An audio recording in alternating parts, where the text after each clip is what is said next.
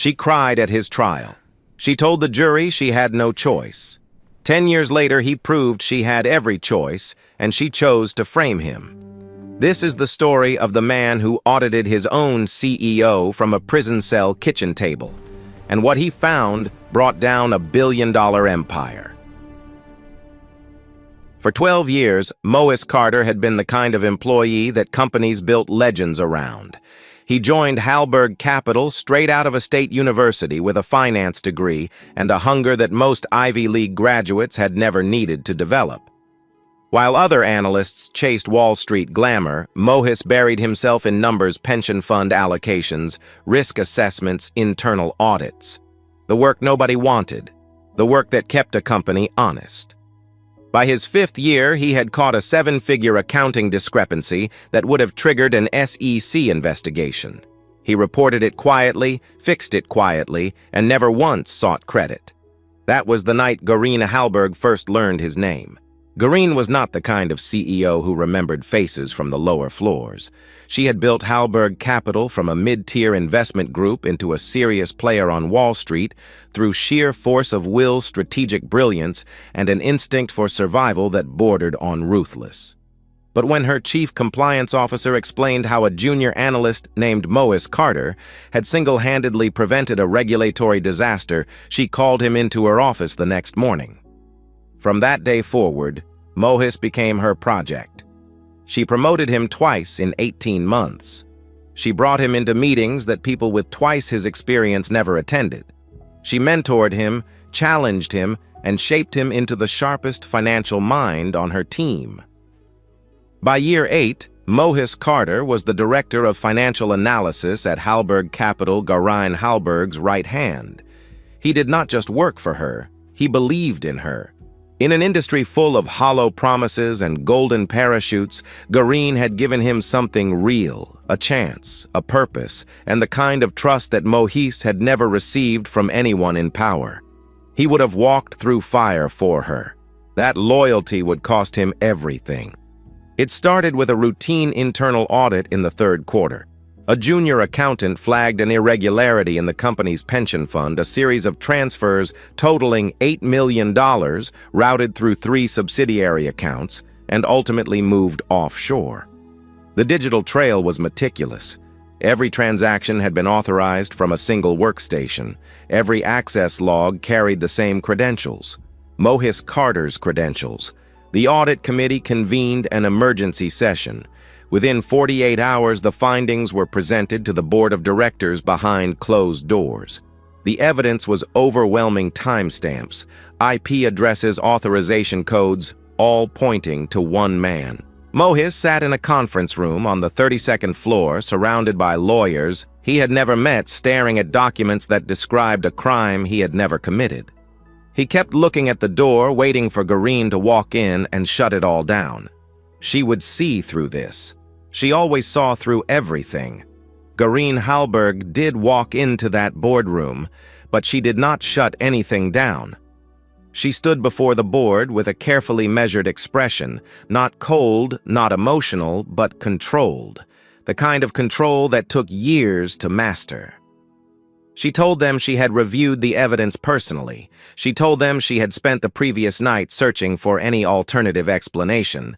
And then she said the words that sealed Mohis Carter's fate. I trusted this man with everything, and I have to accept that my trust was misplaced. What the board did not see was what had happened the night before. Alone in her office at 2 in the morning, Garine had stared at the audit report for hours. She knew the truth because she had authorized those transfers herself.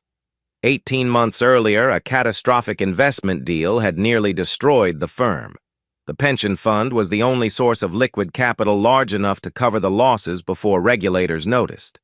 She had ordered the transfers buried the trail and rebuilt the fund over time using profits from new deals. It was supposed to be invisible. It was supposed to be temporary, but the junior accountant had found the seam, and now someone had to answer for it. Garine had considered confessing. For exactly 11 minutes, she had sat with her hand on the phone ready to call her attorney and come clean. But the math was simple and merciless. If the truth came out, Hallberg Capital would collapse. 1,400 employees would lose their jobs. The pension fund, now fully restored, would be frozen in litigation for years. And Garin Halberg, who had spent 20 years building an empire from nothing, would lose everything. Then there was Mohis, loyal, quiet, trusting Mohis, the man who never questioned her, the man who would believe, even as the walls closed in, that the system would eventually clear his name. The man whose credentials had been used precisely because he was the last person anyone would suspect of fighting back. She chose him not because he was guilty, but because he was safe. The board voted unanimously to refer the case to federal authorities. Garin sat through the vote in silence, her face a mask of reluctant agreement. No one in that room suspected her. No one ever would. The trial lasted 9 days. The prosecution presented a wall of digital evidence that Mohis's public defender could barely dent. The jury deliberated for 6 hours. Guilty on all counts.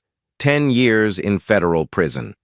On the day of sentencing, Mohis stood in a courtroom wearing a suit he had bought for his first board presentation at Halberg Capital. He looked across the gallery and saw Garin sitting in the 3rd row, her expression tight with what he read as grief.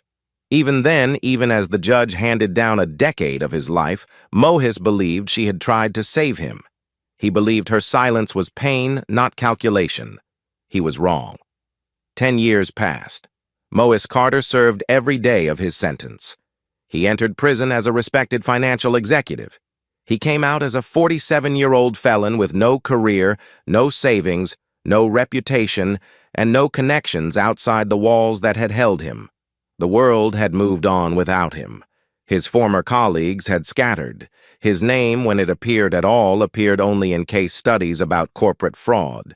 But the world had been very good to Garin Halberg. In the decade since Mohis's conviction, Halberg Capital had tripled in size. Garine had been featured on the cover of 3 major financial magazines. She sat on the boards of 2 multinational corporations.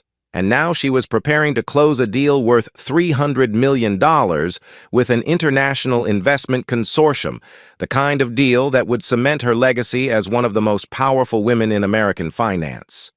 Mohis learned all of this in a public library 3 days after his release, sitting at a computer terminal with a temporary ID card and nothing else to his name. He did not scream. He did not break anything. He sat very still, reading article after article, and felt something shift inside his chest, not rage, but clarity. The kind of clarity that only comes when every illusion has been stripped away, and all that remains is the architecture of the lie. That same week, he made one phone call. It went to a man named Silas Reed. Silas was a former cybersecurity specialist who had worked for one of the largest banks in the country. 4 years into Mohis's sentence, Silas had arrived at the same federal facility convicted of unauthorized access to banking systems. His actual crime had been attempting to expose a pattern of internal fraud at his employer, but the people he tried to expose had better lawyers, deeper pockets, and the kind of institutional power that turns whistleblowers into criminals. Silas understood betrayal. He understood what it meant to be destroyed by the very system you tried to protect. In prison, Silas and Mohis had spent hundreds of hours together. Silas taught Mohis about network architecture, server logs, and digital forensics. Mohis taught Silas about financial structure shell companies and how money moves when powerful people want it hidden. They had become more than friends. They had become the only people in the world who believed each other's stories. When Mohis called, Silas answered on the second ring. "I need your help," Mohis said. "I'm going to audit every transaction Halberg Capital has made in the last 10 years. Silas did not ask why. He already knew. "When do we start?" "Now." They set up in a 1-bedroom apartment on the south side of the city, a place Silas had been renting since his own release 2 years earlier. The furniture was second-hand. The kitchen table doubled as a desk. 3 monitors sat where dinner plates should have been their screens, casting blue light across stacks of printed financial records that Mohis had pulled from public filings at the county clerk's office. The contrast was not lost on either of them. 2 convicted felons in a $600 a month apartment trying to dismantle a company worth billions. Silas had spent his first weeks of freedom rebuilding his toolkit custom scripts, proxy chains, encrypted communication channels. He was not the reckless hacker the prosecution had painted him as. He was methodical, patient, and obsessively careful. Every digital move he made was routed through layers of misdirection that would take a corporate security team weeks to untangle. But Halberg Capital's defenses were unlike anything he had encountered at the bank. The company had invested heavily in cybersecurity over the past decade, multi-layer firewalls, behavioral analytics on every login, real-time monitoring of data access patterns. Silas spent the first 4 days simply mapping the perimeter without touching it the way a surgeon studies an X-ray before making the first incision. "They've got tripwires everywhere," Silas told Mohis on the 5th night, leaning back from his keyboard. "Every file access gets logged. Every download gets flagged. If I pull the wrong thread, their security team will know someone's inside within minutes." Mohis studied the network diagram Silas had sketched on a legal pad. 12 years of working inside that system had given him something no firewall could block. He knew how the company thought. He knew which servers held the archived financial records, which databases stored the audit trails, and most importantly, he knew the naming conventions that Halberg Capital used for internal file structures, conventions that had not changed since he had helped design them. "You don't need to break through the front door," Mohis said, tracing a line on the diagram with his finger. "The archived quarterly reports from 10 years ago are stored on a legacy server. It was scheduled for decommission before I went in. If they never migrated the data, the security protocols on that server are a decade old." Silas found the server the next morning. Mohis was right. The archived data sat on aging hardware with outdated encryption, a digital time capsule that nobody at Halberg Capital had thought to protect because nobody had thought anyone would ever come looking for it. The first files they recovered were routine quarterly earnings reports, board meeting minutes, standard compliance documents. But buried beneath layers of mundane corporate paperwork, Mohis found what he was looking for, the original transaction records from the quarter he was convicted. He had studied those records in the courtroom. He had seen the prosecution's version clean linear damning. But the raw server logs told a different story. The transfers that had been attributed to his workstation had been initiated at 2:17 in the morning on a Tuesday, a night Mohis could account for, because he had been at a hospital emergency room with a broken wrist after a fall in his apartment. His medical records would have proven that. His public defender had never requested them. But what shook Mohis was not the confirmation of what he already suspected. It was what came next. The $8 million had not simply been stolen. It had been moved through 3 shell companies' entities that did not exist in any public registry Mohis had ever seen. Silas traced the incorporation records and found that all 3 had been registered within a 2-week window, 18 months before the audit, using a registered agent based in Delaware. The agent's client list was sealed, but the timing was unmistakable. These companies were created specifically to move the pension fund money. And then Mohis found the authorization codes. Every major financial transfer at Halberg Capital required dual authorization. 2 senior executives had to digitally sign off on any movement above $500,000. The first signature on the $8 million transfer belonged to Mohis Carter's stolen credentials. The second signature belonged to an account designated only by an internal code EXEC-PRIME. Mohis knew that code. Every director-level employee at Halberg Capital knew it. Exec Prime was the authorization handle reserved exclusively for the CEO. Garine Halberg had not simply allowed Mohis to take the fall. She had personally signed the order that moved the money. Mohis sat in front of the monitor for a long time, staring at the authorization log. He had spent 10 years in prison, holding on to one belief, that Garine had been deceived by the evidence, just as the jury had. That she had been trapped by circumstances. That her silence in the courtroom was the silence of someone who wanted to help, but could not. He remembered the morning she had first promoted him. She had called him into her corner office, handed him a coffee she had poured herself, and told him that he was the most honest person she had ever worked with. "This industry eats honest people alive," she had said. "I need you to stay exactly who you are." He had carried those words with him for years, through every late night, every weekend sacrifice, every moment he chose the company over himself. He had believed those words the day he was arrested. He had believed them through every month of his sentence. Now he understood that her silence had been the silence of someone who had already calculated exactly how much his loyalty was worth and decided it was worth less than her empire. She had not been trapped. She had not been deceived. She had looked at him the way a general looks at a map and decided which position was acceptable to lose. Silas watched Mohis from across the room and said nothing. He had seen that expression before on his own face the day he realized the bank he had tried to protect had paid his colleagues to testify against him. There were no words for that kind of betrayal. You simply had to sit with it until it stopped feeling like it was going to kill you. When Mohis finally spoke, his voice was steady. This wasn't a one-time transfer. She built infrastructure for this. Shell companies offshore routing dual authorization using my credentials. This took months to set up. "Which means there might be more," Silas said. There was more. Over the next 3 weeks, they pulled apart Halberg Capital's financial architecture thread by thread. What they uncovered was not a single act of desperation. It was a system. The original $8 million had been used to cover losses from a catastrophic investment deal. Mohis already knew that from the public record. But the server logs revealed that Garine had not simply patched a hole and moved on.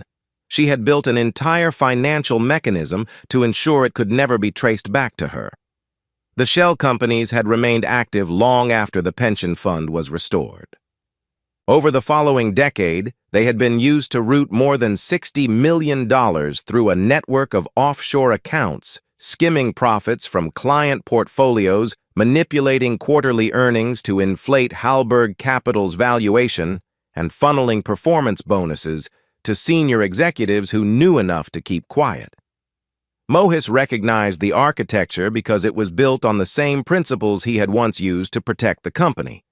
The risk assessment models, the layered authorization structures, the way capital flowed through subsidiary accounts before reaching its final destination. It was his work twisted into something unrecognizable. Garine had taken the very systems Mohis had designed to keep Halberg Capital honest and repurposed them to keep her fraud invisible. That realization hit harder than the betrayal itself.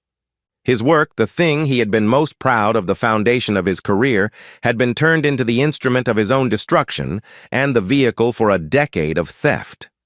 The $300 million deal that Garine was about to close was not built on legitimate growth. It was built on 10 years of fabricated numbers. Mohis laid out the evidence on the kitchen table, printed spreadsheets, server logs, transaction maps. It covered every surface in the apartment. Silas stood at the edge of the room, arms crossed, studying the web of connections. "This goes deeper than just her," Silas said. "The CFO signed off on quarterly reports that don't match the real numbers. The head of compliance would have had to look the other way. And whoever manages those shell companies is still active. Someone is still routing money through them right now." Mohis nodded. He had already identified at least 4 senior executives who had received payments through the offshore network. The fraud was not Garine's alone. It was a machine, and she was the engine. But exposing the engine meant exposing the machine, and the machine employed 1,400 people who had nothing to do with any of it.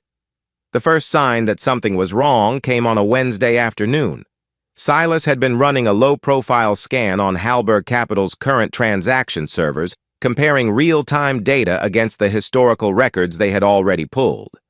The scan was designed to be invisible, passive data collection that mimicked routine network traffic. But the legacy server they had been accessing for weeks was not as forgotten as they had assumed. A systems administrator at Halberg Capital noticed an unusual pattern in the archived server's access logs, a series of read requests that did not match any scheduled maintenance or internal query. The administrator flagged it to the IT security director, who escalated it to the executive floor within hours. By Friday, Halberg Capital's security team had identified that someone was accessing archived financial records from an external location. They could not yet trace the source Silas's proxy chains held, but they knew the intrusion was targeted, systematic, and focused on records from exactly the period surrounding Mohis Carter's conviction. The report landed on Garine Halberg's desk on Saturday morning. She read it twice, set it down, and walked to her office window. 50 stories below the city moved in its usual rhythm. Garine stood there watching the traffic, her reflection transparent against the glass. She had thought about Mohis Carter exactly 4 times in the past 10 years. The first was the night after his sentencing, when she had poured herself a glass of wine and sat alone in her penthouse apartment, telling herself that what she had done was necessary. The second was 2 years later, when the pension fund had been fully restored, and she had almost convinced herself that the damage had been undone. The third was the day she was named to the board of the International Finance Council, when a reporter asked her about the scandal that had shaken Halberg Capital years earlier, and she had answered with rehearsed regret about the employee who had betrayed her trust. The fourth was the morning she learned Mohis had been released. She had expected him to disappear. Most ex-convicts did. They took whatever life the system gave them and tried to survive. Mohis had no money, no connections, no leverage. The rational calculation said he was no threat. But Garine had built her career on rational calculations, and she knew their limit. The one variable she had never been able to model was Mohis Carter's capacity for persistence. It was the very quality that had made him invaluable and the quality that now made him dangerous. She had spent 10 years building a fortress. The pension fund had been restored within 2 years of Mohis's conviction. The shell companies had been restructured 3 times. The offshore accounts had been moved to jurisdictions with no extradition treaties and no information-sharing agreements. Every audit since the original incident had come back clean because the auditors reviewed what they were given, and what they were given was immaculate. But someone was digging in the one place she thought no one would ever look: the old records. The original records. The ones that predated the cleanup. Garine picked up her phone and called Marcus Webb, her head of corporate security. Webb was a former federal investigator who had spent 15 years at the Department of Justice before moving to the private sector. He was expensive, discreet, and very good at making problems disappear. "Someone is accessing our archived servers," Garine told him. "I need to know who, and I need to know before the deal closes." Webb's team worked around the clock. They deployed network forensics tools, analyzed traffic patterns, and cross-referenced the intrusion timeline against known access points. They could not break through Silas's proxy layers, but they did not need to. The pattern of access told its own story. Whoever was inside the system knew exactly where to look, exactly which files mattered, and exactly how Halberg Capital's internal architecture was organized. That kind of knowledge did not come from outside research. It came from years of working inside the building. Webb pulled employment records going back 15 years and cross-referenced them against the specific servers and file structures being accessed. The list narrowed quickly. By Monday evening, he had 3 possible names. By Tuesday morning, he had 1. Webb presented his analysis to Garine on Tuesday morning. "Whoever this is, they used to work here, senior level, financial division, and they're focused on records from the pension fund audit."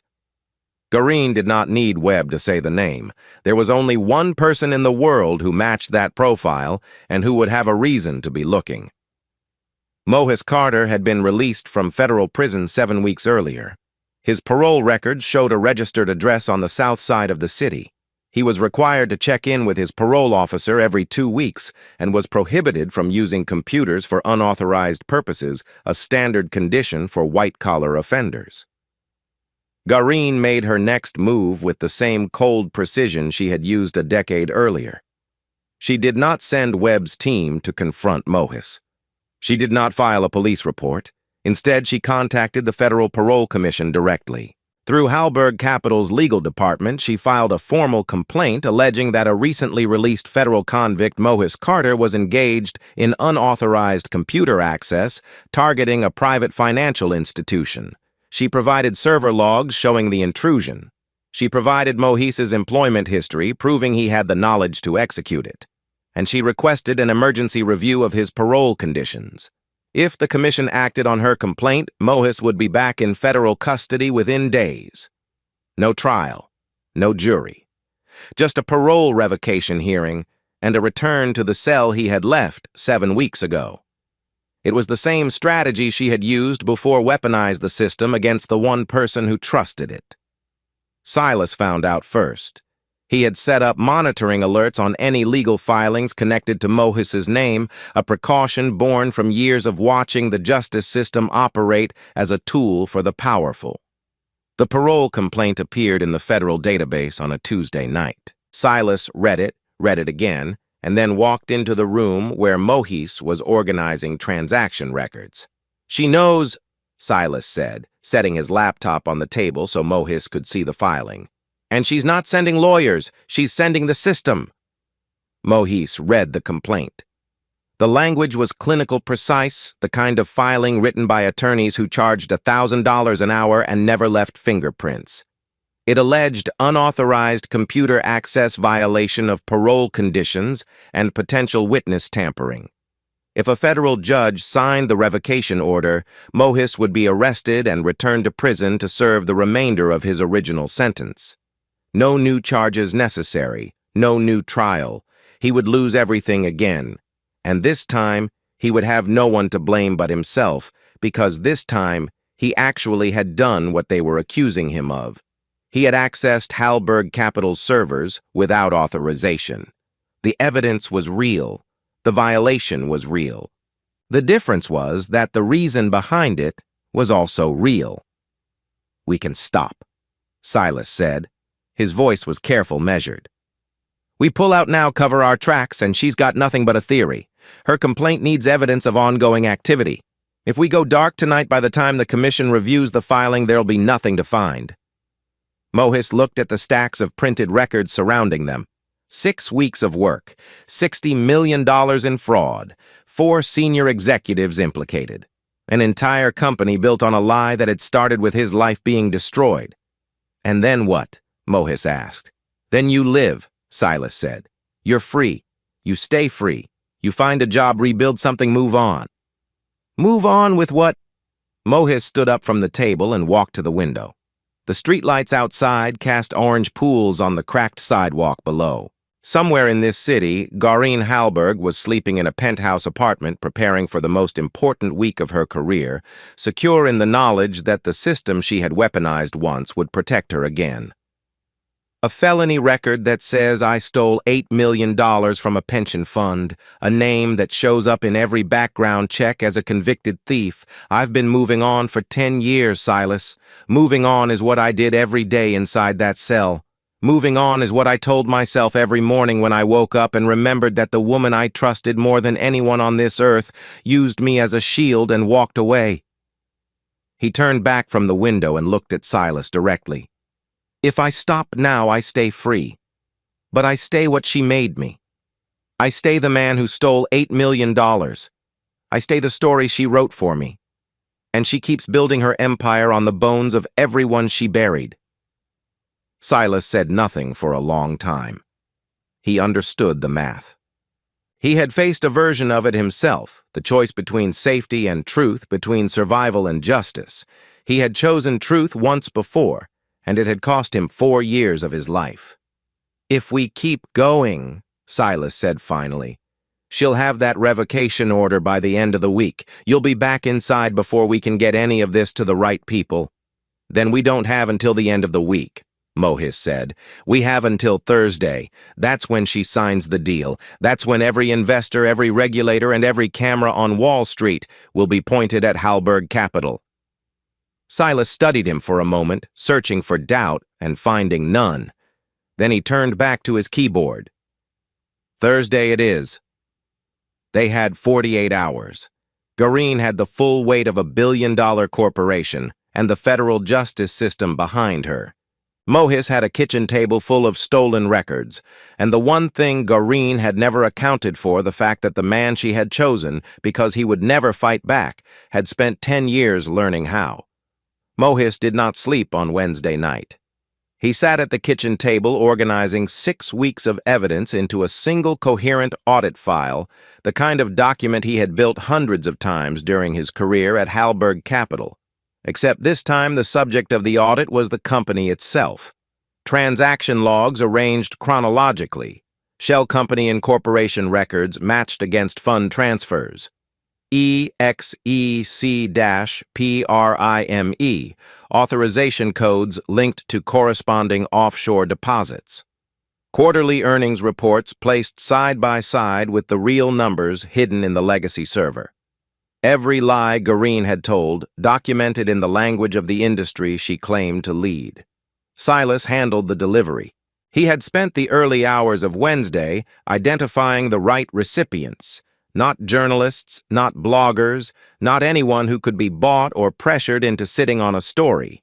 He found the lead investigator at the Securities and Exchange Commission's Enforcement Division, who had handled 2 of the largest corporate fraud cases in the past 5 years. He found the senior partner at the law firm representing the international consortium that was about to sign the $300 million deal. And he found the assistant director at the FBI's Financial Crimes Unit, who had originally overseen Mohis's case a decade earlier. By 4 in the morning on Thursday, the audit file had been encrypted and sent to all 3.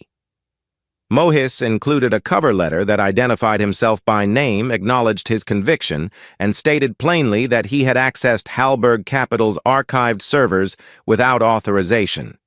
He was not hiding. He was not running. He was handing them the evidence and handing them himself at the same time. Silas watched him type his own name into the letter and understood what it meant. Mohis was giving the authorities everything they needed to arrest Gaureen Halberg and everything they needed to send him back to prison. "You know they might come for you first," Silas said. Mohis signed the letter. "Then at least they'll have the file." The signing ceremony was scheduled for 10 in the morning on the 47th floor of Halberg Capital's headquarters, the same building where Mohis had once worked until midnight, balancing books that Gaureen was secretly cooking. The conference room had been prepared for the occasion: mahogany table leather chairs, crystal water glasses, and a view of the Manhattan skyline that reminded everyone in the room exactly how much money was about to change hands. Gaureen Halberg arrived at 9:15 wearing a charcoal suit and the expression of a woman who had already won. The consortium representatives were seated by 9:45. Lawyers from both sides filled the remaining chairs. The documents sat in neat stacks at the center of the table, waiting for signatures. At 9:52, Gaureen's assistant stepped into the room and whispered something in her ear. The color drained from her face so quickly that the consortium's lead negotiator asked if she was feeling well. Mohis Carter was standing in the lobby. He had walked through the front entrance wearing the only suit he owned, the same one he had worn to his sentencing 10 years earlier, now slightly loose on his frame. He carried nothing but a manila envelope.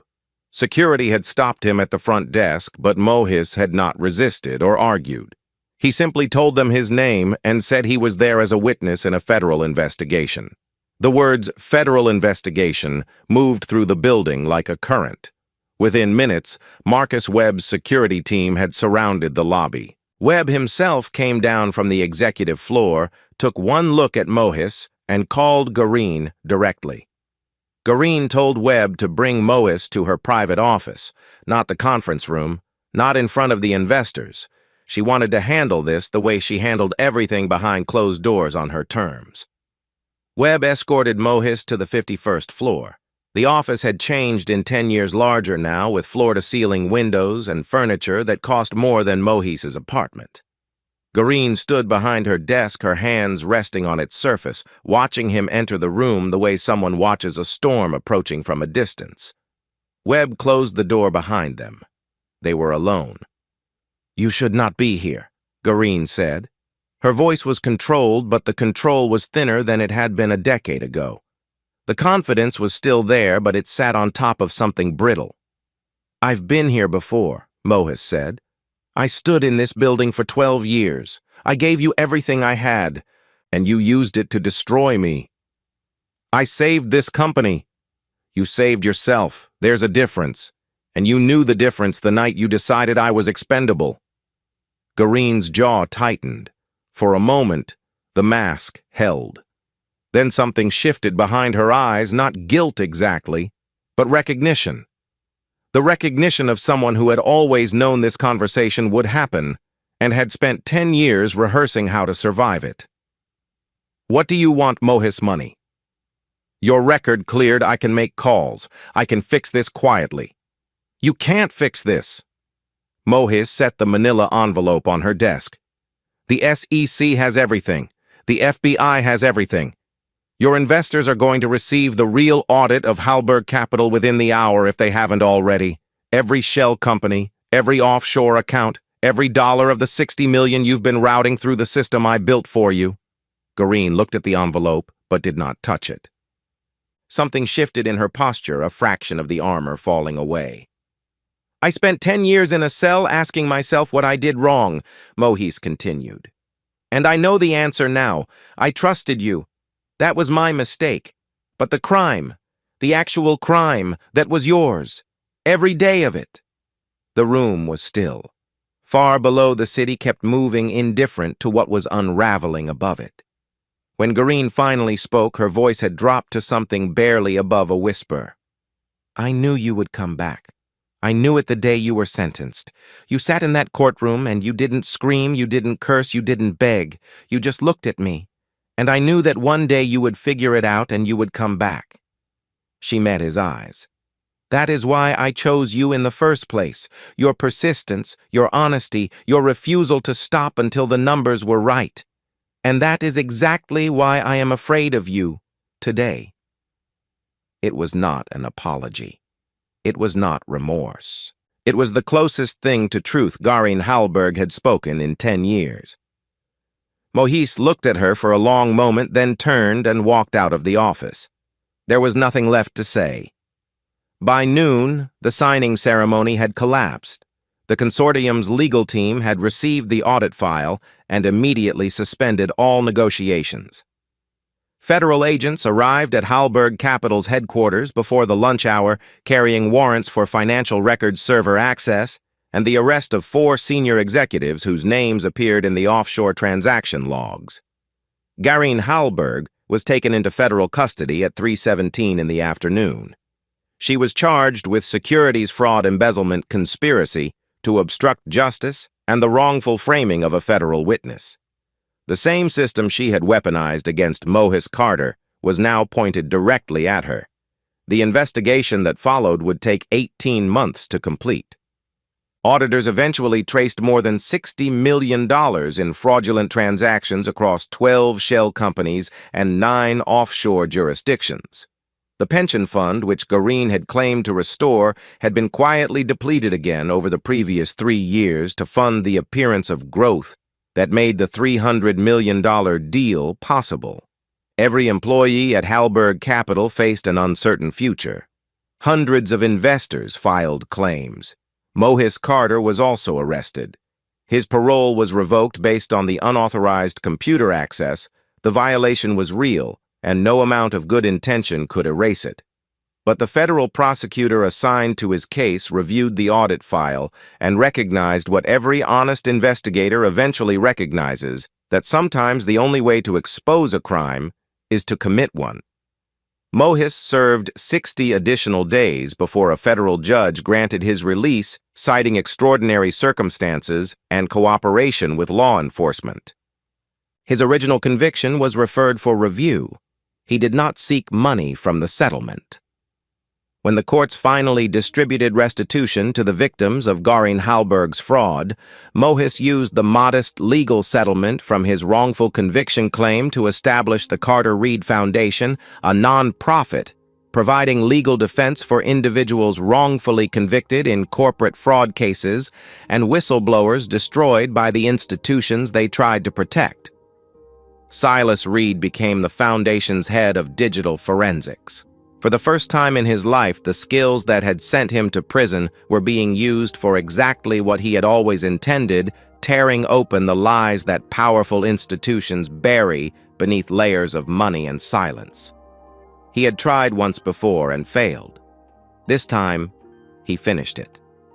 On the day the Foundation opened its doors, a reporter asked Mohis what had kept him going through 10 years in prison and the months of investigation that followed. Mohis thought about it for a moment. He thought about the night Goreen told him he was the most honest person she had ever worked with. He thought about the courtroom, the cell, the library computer, the kitchen table covered in stolen records. He thought about every morning he woke up carrying a name that did not belong to him, the name of a thief, a criminal, a cautionary tale.